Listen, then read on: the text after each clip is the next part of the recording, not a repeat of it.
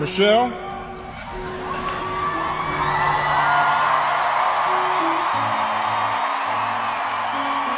Michelle LaVaughn Robinson, girl of the South Side.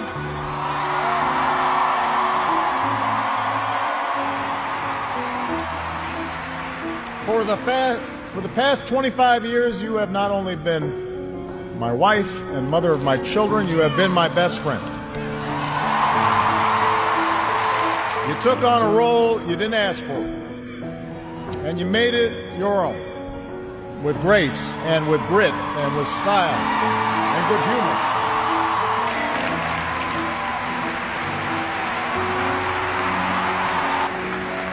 You made the White House a place that belongs to everybody.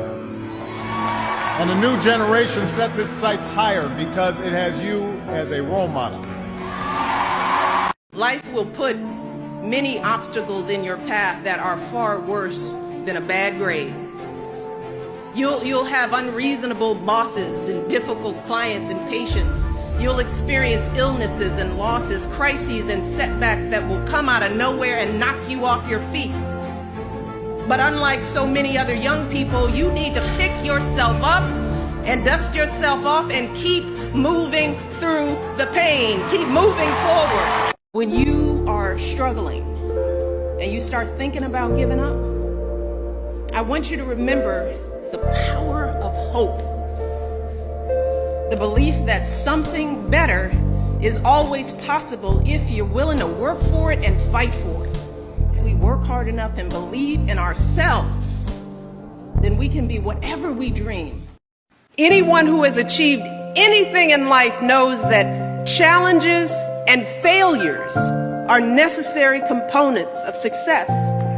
They know that when things get hard, that's not always a sign that you're doing something wrong. It's often a sign that you're doing something right, because those hard times are what shape you into the person you're meant to be. You have to put yourself in the game, and you don't do that without being prepared. But you can't be at the table if you're not prepared. Don't even pretend. If you're not educated, if you don't have information, if you're not on time, if you're not responsible, if you're not accountable, you won't have a chance. But if you do those things, which everybody has the ability to do, then you will succeed at those tables. You will fail too, but you will also succeed, and you will learn that you were able, you were more than able. Put the work in and don't stop yourself before you even try.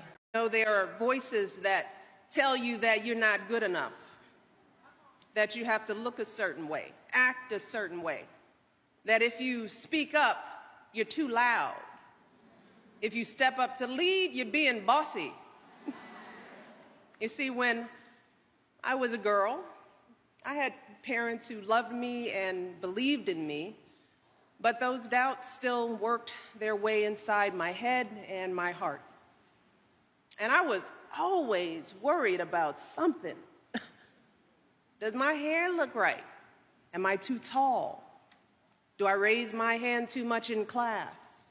So when folks said that a girl like me shouldn't aspire to go to the very best colleges in this country, I thought, maybe they're right. But eventually, I learned that each of those doubts was like a little test, a challenge that either I could shrink away from or rise up to meet. And I decided to rise. Yes, I decided to rewrite those tired old scripts that define too many of us. I decided that I wasn't bossy, I was confident and strong. I wasn't loud, I was a young woman with something important to say. And when I looked into the mirror, I saw a tall and smart and beautiful black girl.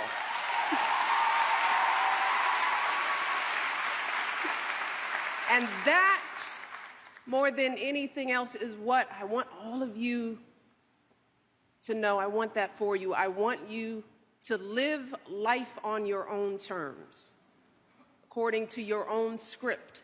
If I didn't worry about who liked me and who thought I was cute when I was your age, I wouldn't be married to the President of the United States. When you are struggling and you start thinking about giving up, I want you to remember the power of hope. The belief that something better is always possible if you're willing to work for it and fight for it. Our hope that if we work hard enough and believe in ourselves, then we can be whatever we dream, regardless of the limitations that others may place on us. The hope that when people see us for who we truly are, maybe, just maybe, they too will be inspired to rise to their best possible selves. Is your husband hard to shop for? He doesn't care about gifts, Yo, you know. so He you does, don't like, get him any? Sometimes we aren't really big gift givers because, you know, like if I get him something, it'll be a golf-related thing because that's what he does. I get him a shirt. If he ever runs short of wrapping paper, does he ever wrap the gifts in top-secret documents he borrowed from the White House? We don't have any. You don't have any? Yeah, Okay, all right. It's good, I think. and if we had, I guarantee you my husband would be in somebody's jail by now. Nah, did y'all see Miss Michelle Obama at the inauguration? Oh, wow. See, because this is payback from when y'all said Obama ate her up in this off-guard picture. I'm not even going to show it. I'm not going to do that. But this? She didn't just eat. She left no crumbs. She washed her plate afterward, licked it clean. See, because at the previous president's inauguration, she wore this. It gave very much, I'm just here because I have to be so I don't get fined. But this, Michelle gonna make us act up. I gotta go. Stop worrying so much about getting things wrong. Success has nothing to do with perfection. So stop being nervous, raise your hand, use your voice, get it wrong, learn from your mistakes, and keep moving on. And don't worry about what other people think. It doesn't matter. I'm 50 years old now, and nothing anyone said to me when I was young that was negative matters. It doesn't matter. So be brave, use your voice, ignore the doubters, and work hard, because life is hard work. Don't be afraid of it. Just do it.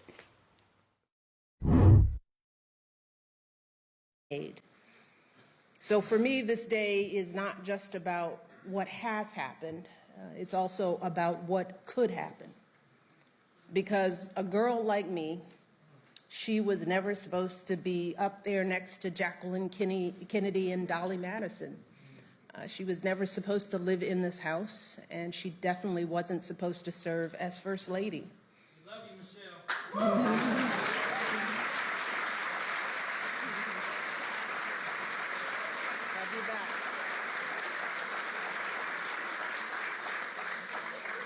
But I've always wondered, where does that supposed to come from? Who determines it? And too often in this country, people feel like they have to look a certain way or act a certain way to fit in, that they have to make a lot of money or come from a certain group or class or faith in order to matter. But what we're looking at today, a portrait of a biracial kid with an unusual name and the daughter of a water pump operator and a stay-at-home mom. What we are seeing is a reminder that there's a place for everyone in this country. Because as Barack said, the two of us can end up on the walls of the most famous address in the world. Then again, it is so important for every young kid who is doubting themselves to believe that they can too. That is what this country is about. That when someone is cruel or acts like a bully, you don't stoop to their level. No, our motto is, when they go low, we go high. Anyone who has achieved anything in life knows that challenges and failures are necessary components of success. They know that when things get hard, That's not always a sign that you're doing something wrong. It's often a sign that you're doing something right. Because those hard times are what shape you into the person you're meant to be. Let me thank my husband, first of all, for such spicy remarks.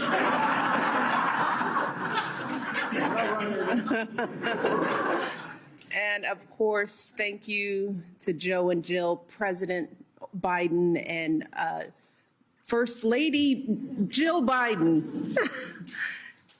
Thank you for inviting us back. This means so much to us. We were saying at lunch that the girls have lived in this house longer than they've lived anywhere.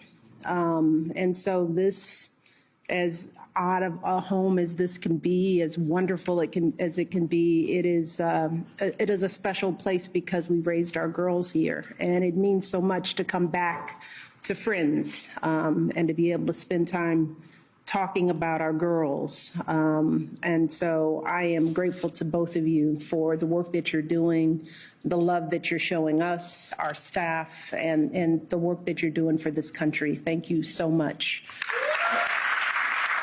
And of course, to Vice President Harris, and I love to say this, second gentleman, Imhoff. Let's say it again, second gentleman. You're doing a great job. Everything that we accomplished together, and it was amazing, historic. What did Sam Cass used to say? Unprecedented. You all mean the world to me. And I mean that from the bottom of my heart. So thank you. Proud of you, proud of the work that you've done, proud of what you're doing. And try to tell young kids this, hurt people hurt people. Yeah. You know, and if we could do more figuring out, why are you in that place? Right. Why are you so angry? Yeah. What happened in your life that has put you in a place, because we all come from a place of hurt. You know, and if we could just give people the grace that we want them to give us, even in our worst moments, even when we're hurt, you know, that's what I had to do for 8 years in the White House. When you are the subject of vitriol and attack for whatever reason, you have to think people are struggling. You know, their anger is not necessarily with me because they don't even know me. You know, but if we can translate their pain and understand, well, how do we get to the heart of the problem? Because here's the thing, every person is born in this world, they come here with a flame, you know, and it's that thing in you, it's your purpose, it's your passion, it's your power. And over the course of our lifetimes, our flames are either fueled by love, by hope, by opportunity, by possibility, or it's slowly snuffed out, you know. And people right now are struggling to find their light, to build it. Young people are trying to find their voice. They want to be seen. And people are trying to protect their light, you know, so that they can share it. And if we think about one another as each of us in our pain trying to do that, we can show that compassion. That is what empathy is. And I know you all know, we can use a lot more of it right now. Sure. And that helped. So we could eat outside every now and then. Now a year in, you know, we don't even really get a hello when people come to the table. Sometimes it's like, hey, what's up? How's your day? Same. Sasha's like, same. Dad, nothing happened to me. Okay. Nothing happened. And how about that? Is Dad, because you've spoken and he has spoken about the fact that he's not exactly tidy around the house. Has he shored up that area of behavior? Is he being cleaner in the house? He's cleaner, but it's not because of him. It's because he has someone that does it now. I but see. He likes to take credit for it. Like, see how neat I am? It's like, it's not you. You really have nothing to do with it. I do the same thing. Read, write, read. If the president were here, one of his greatest strengths is reading. That's one of the reasons why he's a good communicator, why he's such a good writer. He's a voracious reader. So we're trying to get our girls, no matter what, to love reading. and to challenge themselves with what they read, not just read the gossip books, but to push themselves beyond and do things that maybe they wouldn't do. So I would encourage you all to read. Just keep reading. And writing is another skill. It's practice. The more you write, the better you get. Drafts